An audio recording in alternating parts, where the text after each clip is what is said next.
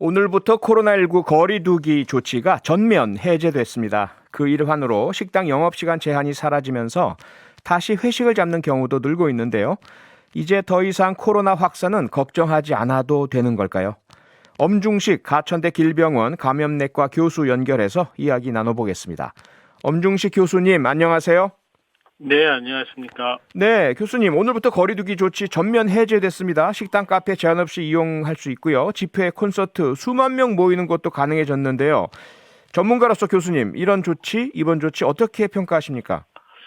예, 정부가 그 거리두기 단계를 조정할 때, 강화할 때는 좀 느리고, 네, 그리고 완화할 때는 좀 빠른 결정을 계속 해왔습니다. 네, 이번에도 의료계가 보는 입장에서는, 이 거리두기를 중단한 시점이 좀 이르다고 보고 있고요. 아하, 지금 주말을 제외하고는 하루에 10만 명에서 15만 명 정도의 환자가 나오고 있는데, 네, 확진이 안 된 사람들까지 하면 뭐 한 두 배 잡으면 20만 명 정도가 나오는 상황이거든요. 그만큼 지역사회에 전파력을 가진 감염자가 아직도 많다라는 의미이기 때문에 네. 이게 좀 더 줄고 중단했으면 더 좋지 않았을까 이런 아, 생각을 해보고 있습니다.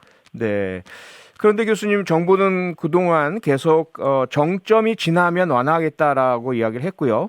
지금 10만 명 이상이 나오고 있다고 말씀 주셨는데 그래도 그전보다는 줄어드는, 그러니까 정점을 지나는 감소세다. 그래서 거리두기를 해제했다. 이렇게 밝히고 있지 않습니까? 이 상황 뭐 진단은 맞는 겁니까?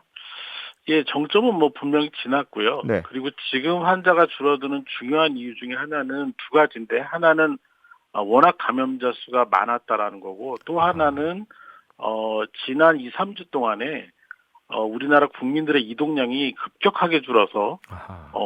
상당히 그 감소된 상태에서 이제 회복이 되고 있는 상황입니다. 그러니까 네. 확진자가 많아지면서 새롭게 감염될 사람들은 줄어드는 반면에 음. 이동량은 줄어들고 접촉량이 줄어들었기 때문에 감소하는 그 상황이 네. 지금까지 이어지고 있는 거죠. 네. 그런데 해외 사례를 보면요, 중국 같은 경우에 사실상 코로나 종식 선언을 했다가 재확산 발생해서 상하이 지금 전면 봉쇄되고 있고요. 미국 뉴욕도 갑자기 또 재확산 조짐이 보이고 유럽 일부 국가도 그렇고요. 이런 상황을 봤을 때 혹시 우리나라도 이번 거리두기 해제 이후 새로운 유행 다시 시작될 가능성은 어떻게 보십니까?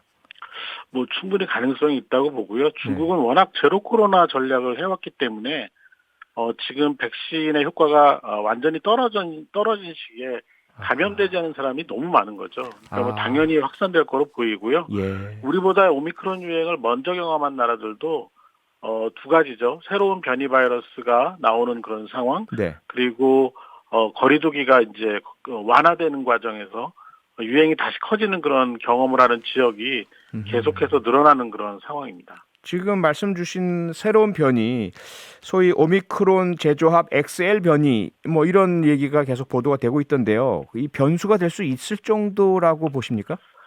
아무래도 완전히 새로운 변이 바이러스보다는 유행이 크게 일어날 가능성은 적습니다. 그렇지만 아하. 오미크론의 그 하위 변이의 변화도 네. 상당히 의미 있는 그 영향을 유행에 주는 경우들이 외국에서는 많이 보이고 있기 때문에 예.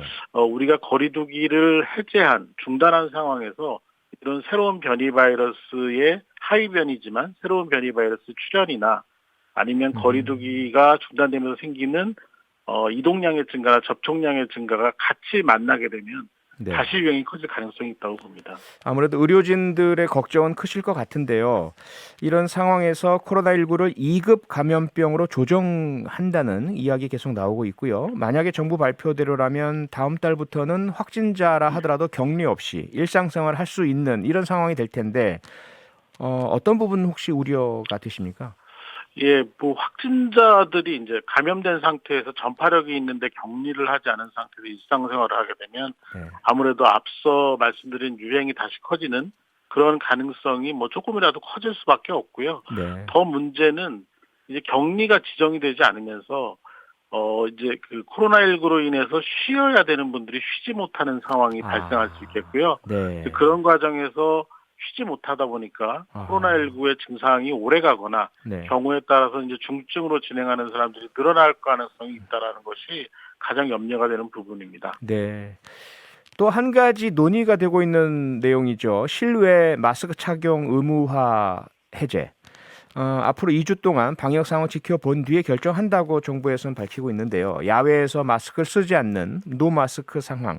백신을 3차까지 다 맞으신 분, 그리고 탁 트인 공간에서라면 마스크 안 써도 되지 않을까라는 이야기 있습니다. 어떻게 보십니까? 예, 뭐 기존 지침에서도 그 개인 간의 거리가 2m 이상 확보가 되는 지금 말씀드린 것처럼 완전히 탁 트인 공간에서 충분한 거리 확보가 되면 네. 지금 지침도 마스크를 반드시 착용할 필요는 없습니다. 아하. 그런데 지금은 그런 공간적인 개념보다는 네.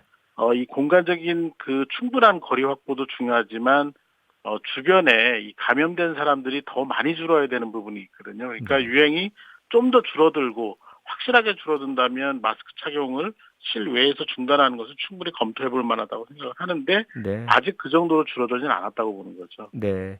아무래도 이제 의료진 방역 전문가들의 우려 계속 말씀을 해주셨는데 다른 쪽의 목소리는 그동안 너무 오랫동안 고생했고 참았고 이런 분들이 계시지 않습니까? 자영업자 소상공인 분들 이제서야 숨통이 트인다라는 말씀 주시고요. 일반 국민들 중에서도 뭐 운동 경기장 또는 소풍 또는 여행 이런 부분들이 할 수 있게 되었다라는 데서 상당히 환영하는 분들이 많으신데요. 어떻습니까? 이런 생각들은요. 뭐 당연히 그렇게 거리두기 해제가 되고 경제가 이제 활성화될 필요가 있죠. 그런데 네. 지난 오미크론 유행이 본격화됐을 때 방역을 계속해서 단계적으로 완화를 했는데 예. 이게 유행이 너무 커지는 상황이 되다 보니까 어떤 통계에 의하면 2월 달 카드 결제 양이 줄었다라는 그런 보고도 나오고 있거든요. 그러니까 네. 결국 유행이 커지면 방역을 완화해도 경제가 아하. 더 감소하는 그런 네. 경향을 보이는 부분이 있기 때문에 우리가 이 방역과 그리고 경제 활성화를 잘 균형을 맞춰야 된다고 저는 생각을 합니다. 네. 네, 지금 들으시면서 많은 분이 질문 또 의견 주고 계신데요. 교수님, 민희로 전국찬님께서요. 증상이 있어도 검사를 받지 않는 사람이 많습니다.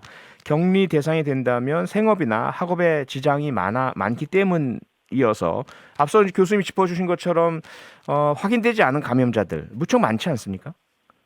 예, 사실 그 부분이 지금 앞으로의 그 유행 상황을 결정하는데 예. 상당히 중요한 역할을 할 거라고 보는데요. 네. 이게 확진이 된 다음에 격리가 유지되는 그런 상황이 기본적인 그런 구조가 깨져버리면 결국은 그 확진을 받지 않는 분들의 활동량이 증가하거나 네. 또는 확진이 된 이후에라도 격리를 하지 않는 그런 상황이 되면 아무래도 유행이 다시 커질 가능성이 있거나 적어도 아하. 유행이 천천히 감소할 가능성이 높아지는 거죠. 그러면 그만큼 희생자는 많이 나올 수밖에 없게 됩니다. 네. 교수님 마지막으로 어쨌든 새로운 방역 체계가 일단 적용이 됩니다. 이런 상황에서 큰 부작용 없이 또 재유행 없이 잘 이 새로운 방역 체계 자리 잡기 위해서는 어떤 부분이 필요하겠습니까?